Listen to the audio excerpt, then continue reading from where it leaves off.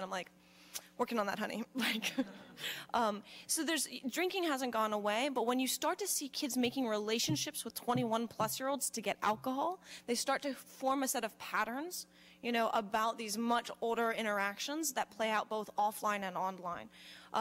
Drinking is not something that I think is going to go away anytime soon until we find ways of relieving the massive amounts of boredom.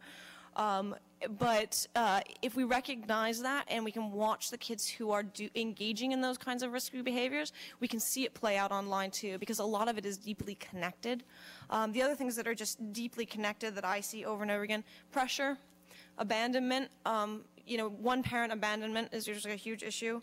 Workaholism by parents.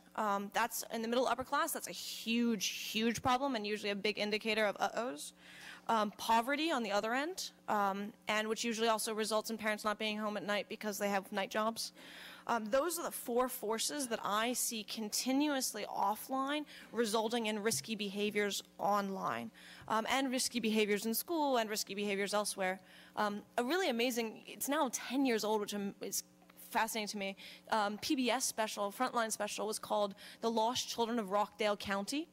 And I think that they actually captured the dynamics of what was going on in middle upper class boredom, and that it's actually gotten worse than that because you no longer have the parking lots to hang out in, especially if you live in towns that are all big boxes now. So there's no place to hang out, and it's really interesting to see what they try to do as substitutes for hanging out.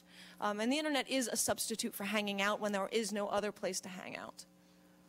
One other thing that I'll just add is that, one takeaway is that we were pretty effective at getting out this message about keeping your personal information close to your chest.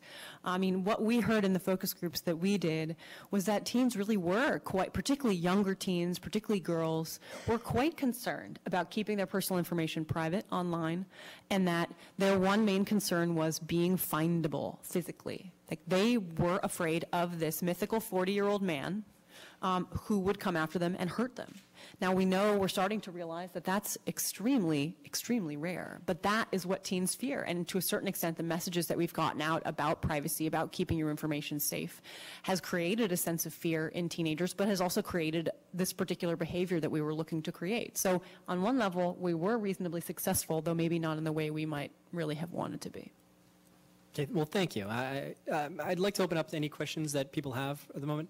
Sir? Is there any research in yet on how these threats, be it sexual assaults or just bullying, are befalling these children via cell phones, other mobile devices, particularly ones with location-based features enabled?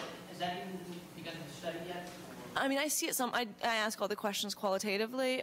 They don't have location-based phones yet, by and large. I mean, they're just not there yet.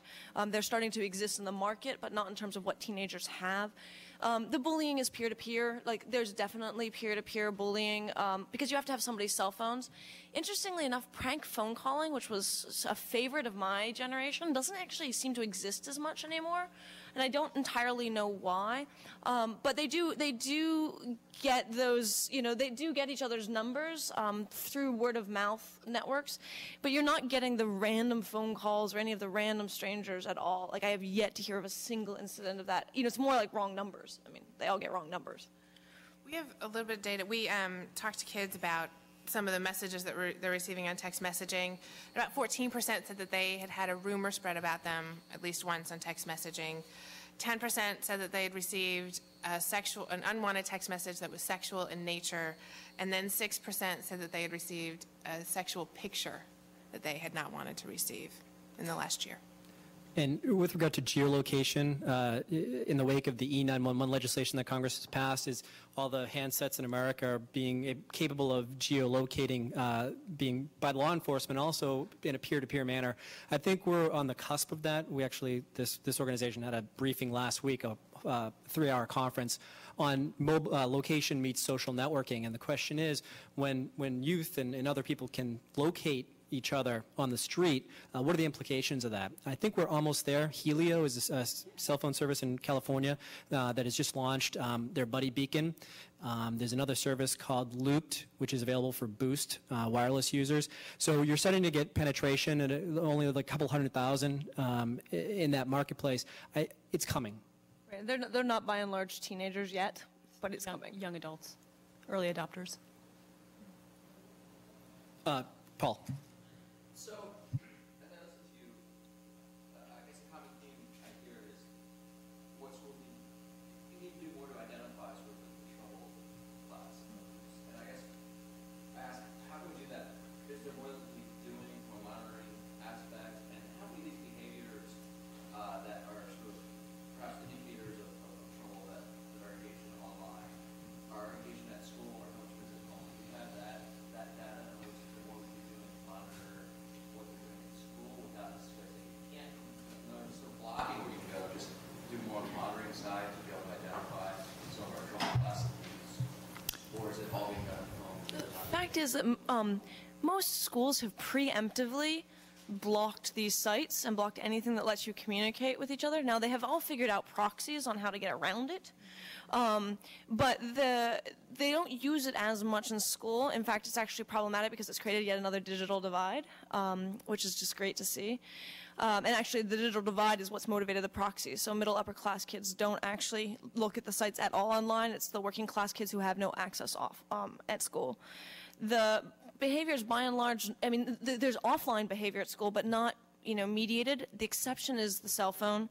The cell phone text messaging in the classes has already started up, but this is not that it's permitted. In fact, it's explicitly banned in every school. You can't text message during class, and that doesn't stop anybody, just like note passing didn't, and poster writing didn't, and graffiti didn't go away.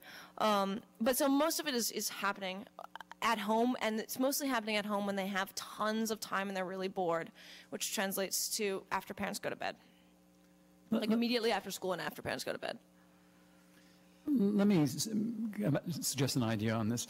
A concept that's turned out to be very useful in combating bullying and also date rape is the mobilization of bystanders. Turns out that there generally are people around when bullying is going on or when there's a threatening sexual situation who see something but who typically don't do anything about it. And those are people who typically have fewer problems than the people who are getting victimized and maybe have more resources to kind of either intervene directly with one of the parties or appeal to somebody else to intervene. And I don't think we've thought enough about how to mobilize bystanders on the internet. One of the things that's really interesting from our research is how few of the kids and the parents we talk to have any idea of where to go for help, or have any idea, or have ever, even when they've encountered pretty uncomfortable things, have actually told someone about it or reported it. And I think we need to think more about establishing on the web and places where kids are mechanisms for alerting them to where help can be gotten and where they can report things and what resources are available. It's a kind of form of community building. I think people and kids and adults don't feel a sense of responsibility for what's going on in the internet neighborhood yet. And I think a good model of a place where they've had to establish kind of norms that allow for the reporting of bad stuff is eBay. Because eBay really couldn't operate if there was a lot of bad stuff going on there. And they have to implement a lot of mechanisms to create social trust there. And so everybody gets to rate everybody else after all their interactions, and people's ratings are kind of highly publicized, and I think people know exactly what they can do when they've gotten ripped off.